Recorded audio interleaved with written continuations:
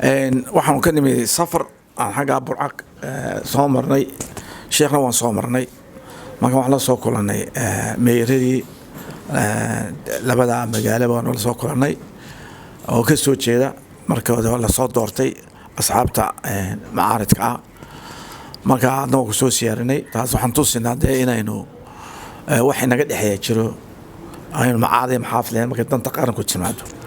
waxaan leenahay common ground baan leenahay danta guud bay naga dhaxaysa oo wada ilaashanayno marka saa awgeed baan ku soo marnay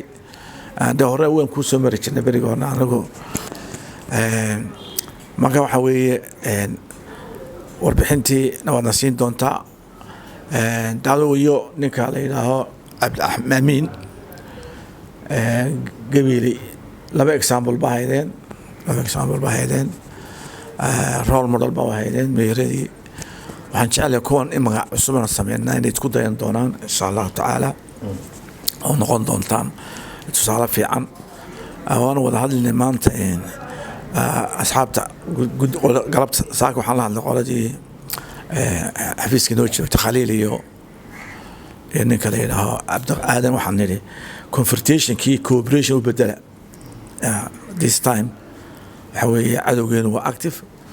doorashooyinkii inoo dhacay ee wanaagsanaa ayaa la doonaya madaxweynuhu inuu raacin oo qaslayna geliya raga qaylqaylinaysa aragteen imanka qaarna xiriya qaarna waan lagu dhicin lacag baa loo soo diraya dadkeen waxay noqdeen inaan u hadallo cadowgeeni warbaayihii cadowga ayaa noqon rasaas la nagu dilay inaga ugu shubina cadowgeena inaga u buuxinina marka inta ka gurnaa weeye xalata waatan isha laha wixii aan barana course boardinga oo qofka cidii aad daliilisi wixii isaga qofta horta mas'uulka loo tago marka ka caaweydid ba publicly la soo sheegay laakiin idinko labada guri isku muuqdaan ayma mikrofoonki meel oo nasi mikrofoon la soo wada baxayna ina taa joojinaan doona insha Allah taala oo madaxdeenu aynu dadka qaybin rajo u abuurno wixii noqda constructive mataqaanaa ay noqota opposition ana ka wanaagsan programka ka wanaagsan ay noqota weeye mashruuci marka wadada qoladii Soomaaliya marka qoladaasna hab fiican baa wada waxa la yiri waa meelaad u dhisaysan ganacsanayeen meelay qawdsan yihiin baa la yiri meelay qawdsan yihiin 4 meters way ku yar tahay 4 meterska taas waxa oo ajismo garee waxa kale oo soo maqlay xaafado sameysmay oo imanka magaalada oo magacyada aad u bixin magacayadan Hargeysa waxa bixiyay maxamed xaashi cilmi koodbooriyo Axmed Agaxiyo haddaan ninkaas bixin wax ma bixin karneen dadku kale creative moogta maxamed xaashi cilmi meeyirka ayuu bixiyay xaafadahana cusubna waxyaa u bixiya magacyada hadii la yiraahdo bixiya si magaaladu midkii magaceeda maanay samxay si baqti mehed waraabta waliga sheegay xalayto kabiya team work ana barta waa kan ku xigeenkaaga yimid aadan dheera saakan us aragnay waxaan leeyahay aadana wada shaqeeya team work ku shaqeeya man xilbaan aadana wada shaqeynta wax ku noqonina tuusinta wax ku noqonina is-ambaareen sacaynta wax ceebteena ima la ogaanaya wixii wanaagsan hal isku taageero wixii qaldana si wanaagsan oo asluub leh hal isku tilmaamo in dantu wixii oo wax xilbayna saaran aakhira wala wada xisaabinaya kayf xakamta lagu oranaya marka taasaan oranaya meerka ku xiga kana insha Allah basiska shaqadin waxay tahay wada shaqeyntiina hadda idinku is aamintaan is xamishaan shacabigana ka heshaan kalsoonida shacabka kalsoon waxay ku helisaan oo taris ka helisaan marka ay arkeen wixii ka cashuurta wax ku soo celiseen waxay ugu qabanaysaa leerka baa laga cabanaya leer is not your fault gacan ashtabay ku jirtaa ay ku jirtaa company laakiin dabagal ku sameeyay wanaagiisa quality-sa weeye DB well wixii garan weydaan u taga oo qoraala hadda garan weydaan waxaan u diri doonaa CEO da xagga sare ayaan u dir doonaa cabashaada dadka jira wayna baranaa how to engage with them mataqaanaa office to office institution to institution wayna baranaa ana individual ka saarna helabo shakhsiyaad iyagu loo lamiyo ay tamiya wayna ka saarna waa mahadsantiin aad iyo aad waxaan ilaahay xilka inagu haynagu asturo ilaahay dadkeena ummad isjecelaha ka yeelo ilaahay hoggaankeena hoggaan khayr qaba naga yeelo gudoomiye ku soo dhawow gobolkii saaxil degmadii berbera xafiiskii looga hariminayay degmada doon faraxsanahay inaad doon timaado ugu horeyn intaan warbixinta ku siin waxaan aada u jeclaado qorshaha hadalkay ku jiray intii imika aad tidhi inuu fahmo xisbiga u cidda matalaysa gobolka saaxil joogtaa wuxuu horta xisbiga ku matalo inuu si fiican u fahmo inuu kalo iyo inuu garto inuu halkani ay tahay meeshii ummadda loogu adeegayo aan xisbigu mamnuuc ka ahayn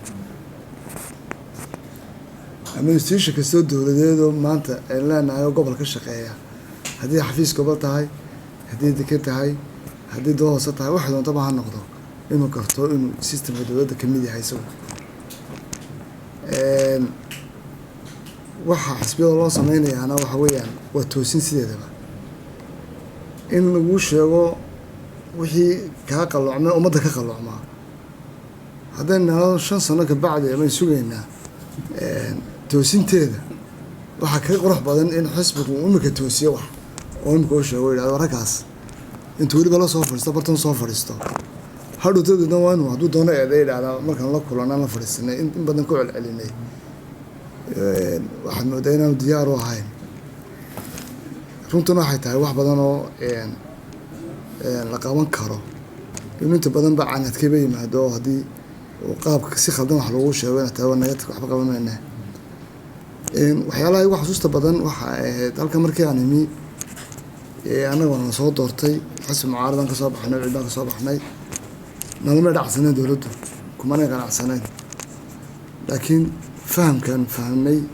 inaan bulshadayada iyo dowladda iyo xisbiga inta bas ku xidhnoba ayaa keenay inaan noqono mujtamac guulaysta noqono magaaladan berbera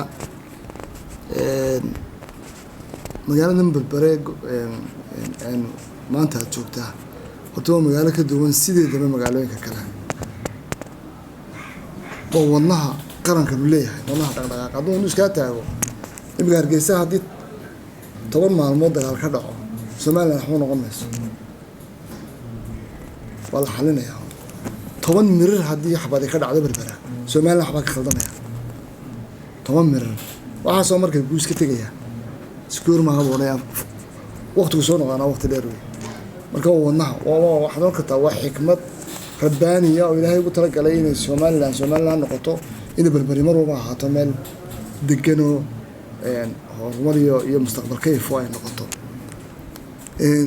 waxaa kaloo la yaab leh 6 gobol 5 gobol ee kale ee hore u jiri jiray xad bay la leedahay imika markaad eegto gobolka saaxil gobolkii saaxil waa somaliland yar wax ka maqan gobolladii sanaag baan xal leenahay sool baan xal leenahay togdheer baan xal leenahay mardojeer xal leenahay maxaan ku rahdaa awdal baan xal leenahay macnaha qofku kufiisku ka qaadaya gobolladu ma ka maqan waa somaliland halkaa marka soo gashan oonay ku dhijinay oo dadka waxay moodaan anu maalkii somaliland macnaha waxay tusaysaa hadii inuu wadnihii somaliland tahay meel walba la ku leedahay intaasoo gobol oo xal lana mid walba qayb ka mid wax ka gaadhaa uun shaqooyinka iyo adeegyada kan laga qabtaa waxaan doonaynaa in dariiq la raaco